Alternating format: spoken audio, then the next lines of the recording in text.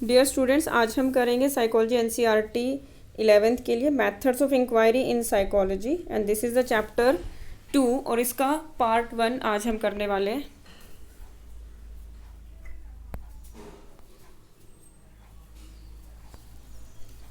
NCERT questions, what are the goals of scientific inquiry? Describe the various steps involved in conducting a scientific inquiry. Explain the nature of psychological data. How do experimental and control groups differ? Explain with the help of an example.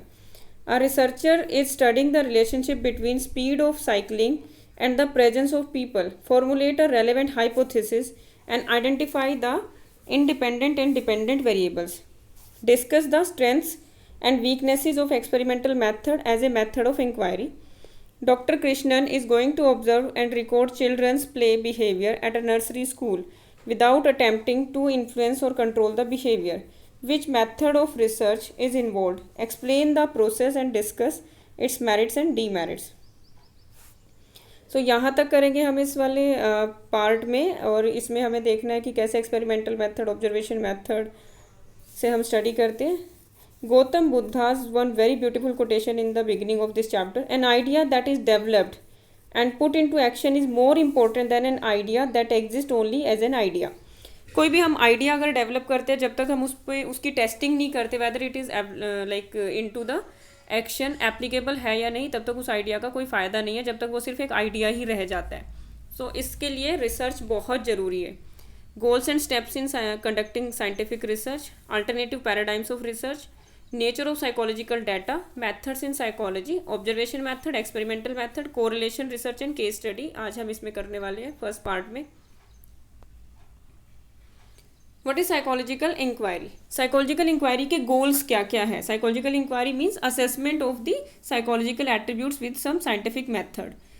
इसका एक तो गोल है describe करना किसी भी psychological attribute को, उसके basis पे उसको प्रिडिक्ट करना। क्या हम प्रिडिक्ट कर सकते हैं किसी के इंटेलिजेंस, उसकी परफॉर्मेंस के बेसिस पे या किसी और टास्क के बेसिस पे? जैसे आपके एकेडमिक जो मार्क्स आते हैं उसके बेसिस पर किसी हद तक हम इंटेलिजेंस को प्रिडिक्ट कर सकते हैं।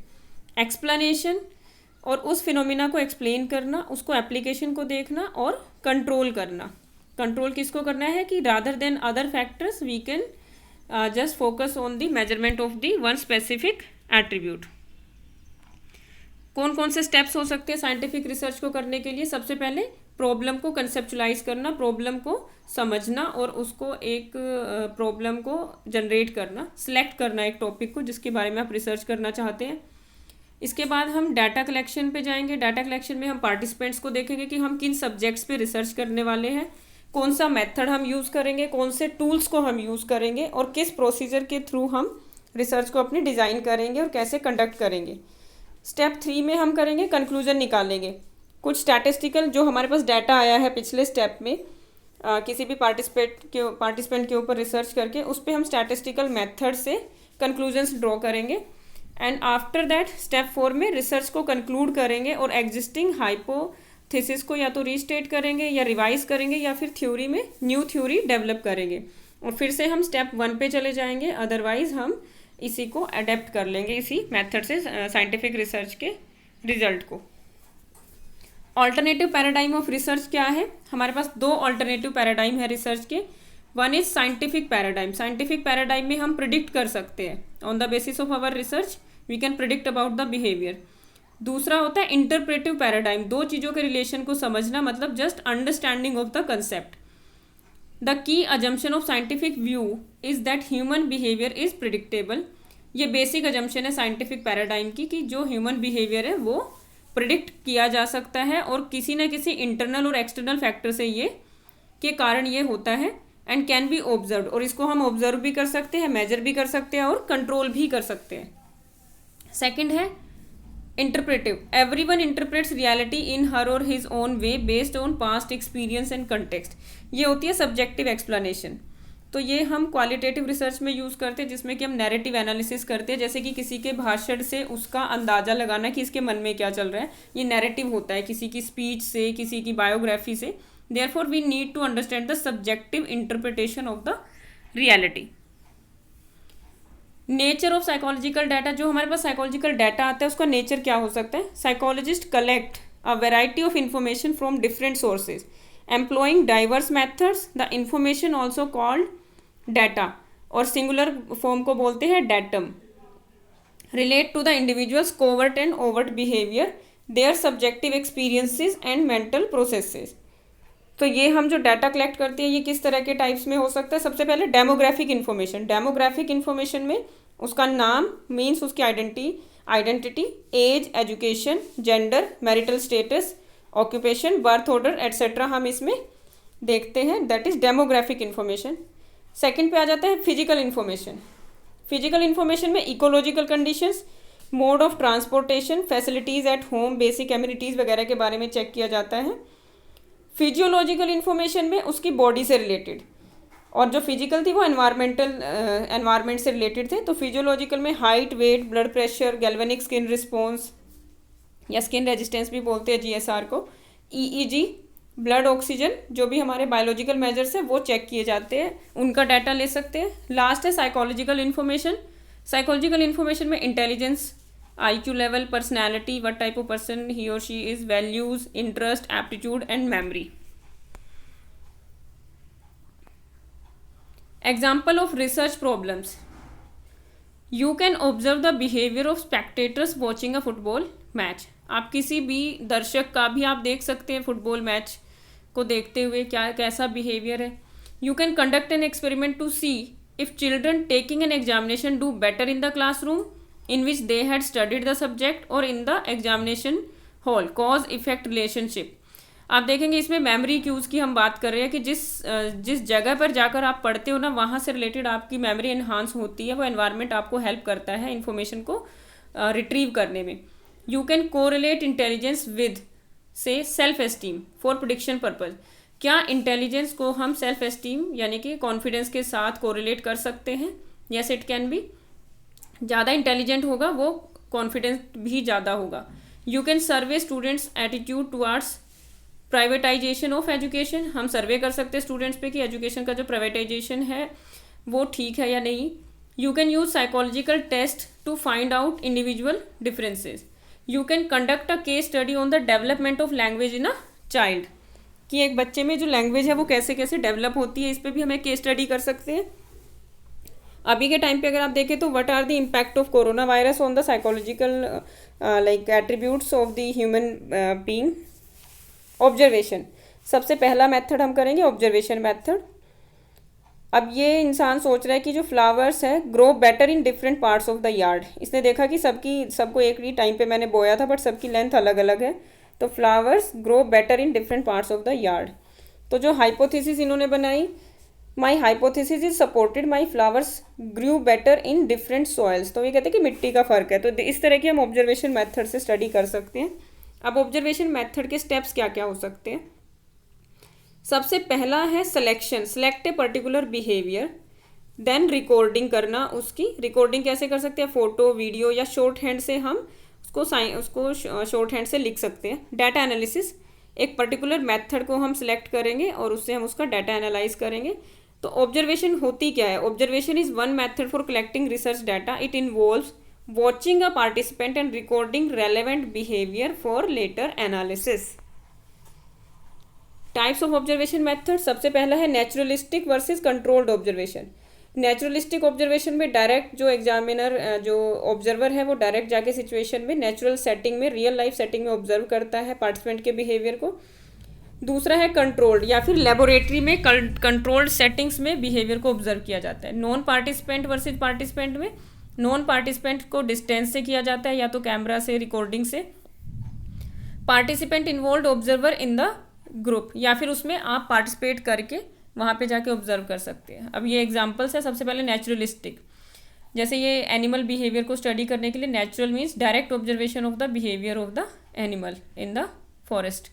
कंट्रोल्ड में आप लैब में बिहेवियर को ऑब्जर्व कर सकते हैं या फिर कंट्रोल्ड में जैसे क्लासरूम में स्टूडेंट्स का बिहेवियर को आप ऑब्जर्व कर सकते हैं. पार्टिसिपेंट में you can be participate in any of the family and you can observe the behaviour of the child और द अदर पर्सन और पेरेंट्स. नॉन पार्टिसिपेंट में आप डिस्टेंस से बिहेवियर ऑब्जर्व करेंगे. आपने बहुत सारे ऐसे देखे होंगे, डिस्कवरी पे भी आते हैं, play the prank, brain games, तो उसमें वो नॉन पार्टिसिपेंट ऑब्जर्वेशन यूज़ करते हैं। पार्टिसिपेंट ऑब्जर्वेशन और नॉन पार्टिसिपेंट को यहाँ समझ लीजिए कि ये बच्चों के बीच में रह के उनके बिहेवियर को ऑब्जर्व कर रहे हैं, और दूसरा है नॉन पार्टिसिपेंट, मतलब दूर से उनके बिहेवियर को ऑब्जर्व करके उसका रिकॉर्ड मेंटेन कर रहे हैं। Evaluation of observation method, advantage क्या है इसकी? In depth exploration of attitudes and behaviour. Depth exploration होती है एटीट्यूड और बिहेवियर की, और वैलिडिटी बहुत अच्छी होती है। जिस पर्पज़ के लिए आप गए हो आप उसी चीज़ को ईजीली जाके आप चेक कर सकते हो। Access to participants view of phenomena, participant से डायरेक्ट आपका एक्सेस हो सकता है। प्रोवाइड इंसाइट एंड एक्सप्लेनेशन, और आपकी जो अपनी इंसाइट है उसके बेसिस पे आप एक्सप्लेन कर सकते हैं। Disadvantage, very difficult to access participant sometime, कई बार बहुत ही डिफिकल्ट होता है। अगर आप कैमरा लगा के कोई ऑडियो या कोई वीडियो रिकॉर्ड करके आप देख रहे हैं तो आप उन पार्टिसिपेंट्स तक दोबारा जा पाओ ज़रूरी नहीं है। रिलायबिलिटी इतनी नहीं है इसकी, आपने आज एक बिहेवियर को एक सिचुएशन में स्टडी किया, दोबारा उसी वैसी ही सिचुएशन में करेंगे तो आपको सेम रिजल्ट्स नहीं मिलेंगे, सो रिलायबिलिटी कम है। Research outcomes affected by researcher participant relationship, depend करता है कि जो रिसर्चर है उसका पार्टिसिपेंट्स के साथ रिलेशनशिप कैसा है, तो ऑब्जर्वर बायस भी कई बार देखने को मिलती है। मे बी टाइम कंज्यूमिंग, और कई बार टाइम कंज्यूमिंग भी बहुत ज़्यादा होता है। अब हम बात करेंगे एक्सपेरिमेंटल मेथड की।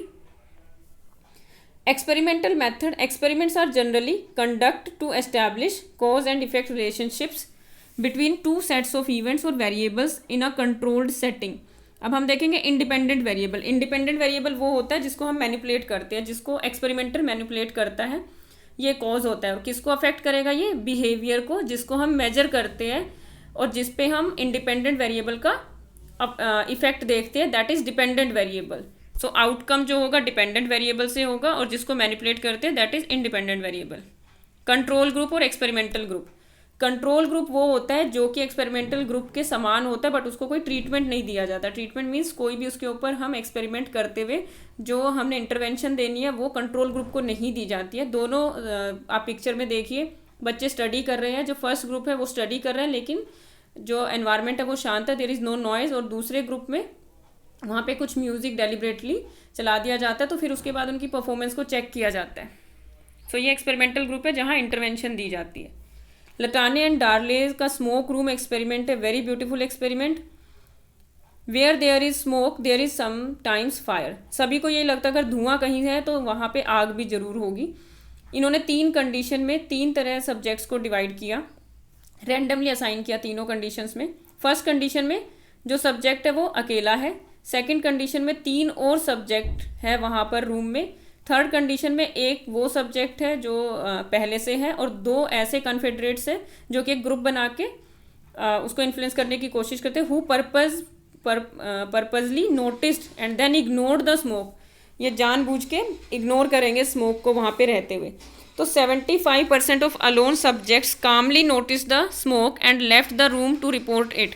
Surprisingly in the 3 naive bystander condition only 38% reported the smoke but only 10% of the subjects with confederates reported it। तो ये बड़ा ही कमाल का एक्सपेरिमेंट है कि जहाँ पर दूसरे लोग जो पहले से बैठे हुए कॉन्फेडरेट्स है वो कहते हैं वो इग्नोर करते हैं, तो बाकी लोग भी बायस्टैंडर इम्पैक्ट भी इसको बोला जाता है। Latane and Darley has done these experiments on the roads also, कि एक पर्सन को चोट लग गई है तो देखते हैं कि बाकी लोग भी वैसे ही करते हैं जैसा भीड़ करती है, तो भीड़ का बहुत इन्फ्लुएंस होता है दूसरों पे। सो जैसे कि वो उस खतरे को भी कम से कम महसूस करते हैं। अब आप एग्जांपल देखते हैं, पेंडेमिक में कोरोना वायरस के टाइम पे बहुत सारे लोग, जब तक पुलिस ने अपना स्टिक्स नहीं उठा ली तब तक लोगों ने घर में बैठना शुरू नहीं किया, तो इसका मतलब है कि उनको कोरोना वायरस से डर नहीं लगता है। सो ये एक्सपेरिमेंट डायरेक्टली रिलेटेड होता है to the present situation. You can see कि लोगों को जो ये है फियर तब तक नहीं लगता जब तक सब ना डरे। तो ये फियर की जो लर्निंग है ये डिपेंड करती है भीड़ पे। अगर बहुत लोगों को जाते हुए देखते हैं तो उसको मोटिवेशन आता है, यार मैं भी बाहर चला जाता हूँ, कुछ नहीं होता। सो हाउएवर इट इज़ क्लियर कि जो पीपल एक्ट करते didn't act because they concluded the situation was not a threatening situation. Controlled extraneous variable. Extraneous variable कौन से होते हैं? जब हम एक्सपेरिमेंट करते हैं लैब में तो एक्सट्रेनियस वेरिएबल्स को कैसे कंट्रोल कर सकते हैं जिनका इम्पैक्ट होता है प्रैक्टिकली। मिनिमाइज एक्सट्रेनियस वेरिएबल, जैसे कि साउंड प्रूफ रूम हम यूज़ करेंगे, एयर कंडीशन रूम यूज़ करेंगे to eliminate the effect of noise and temperature.